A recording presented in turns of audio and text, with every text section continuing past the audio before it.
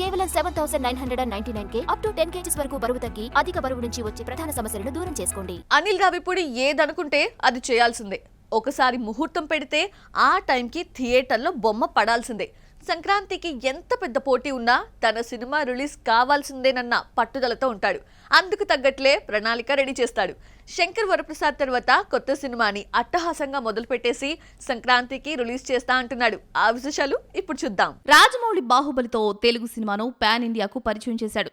RRR తెచ్చిన గుర్తింపుతో వారణాసిని pan world కు introduce చేస్తున్నాడు. అయితే అనిల్ రావిపూడికి పాన్ ఇండియా ఇష్టం ఉండదు. తెలుగు మార్కెట్ ను పెంచుకోవడం ఎలాగో ఆలోచిస్తాడు.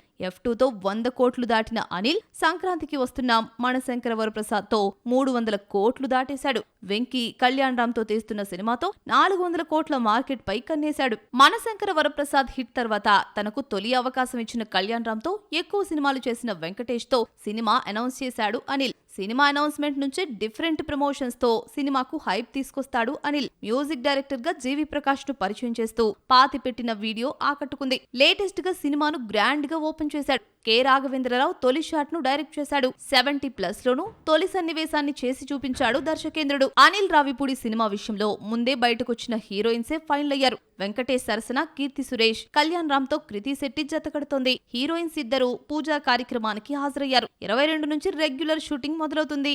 వెంకీ ప్రస్తుతం నటిస్తున్న త్రివిక్రమ్ మూవీ ఆదర్శ కుటుంబం షూటింగ్ ను జూలై నాటికి పూర్తి చేసి అనిల్ సినిమాలో జాయిన్ అవుతాడు. కొత్త సినిమా షూటింగ్ అనిల్ రావిపూడి అల్లరితో స్టార్ట్ అయిపోయింది. ముహూర్తపు షాట్ కి కృతి శెట్టిపై వెంకటేష్, కీర్తి సురేష్ పై కళ్యాణ్ రామ్ చేయి వేసి నిలబడ్డారు. రివర్స్ పెయిర్ లో నుంచో పెట్టగా నువ్వు అటు నువ్వు ఇటు అని వెంకటేష్ అనడంతో కీర్తి వెంకీ దగ్గరికి, కృతి కళ్యాణ్ దగ్గరికి వెళ్లి నిలబడ్డం ముహూర్తపు షాట్ గా తీశారు.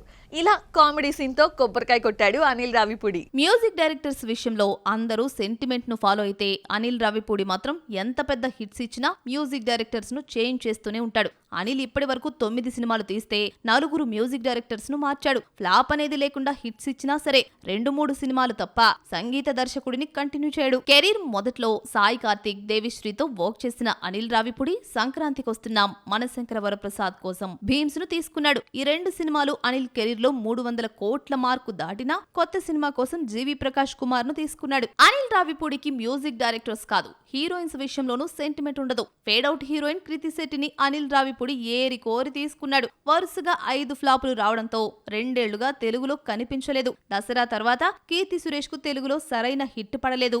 మరి ఇందులో ఈ ఇద్దరు హీరోయిన్స్ కు ఎలాంటి ఇంపార్టెన్స్ ఇచ్చాడో చూడాలి మరి.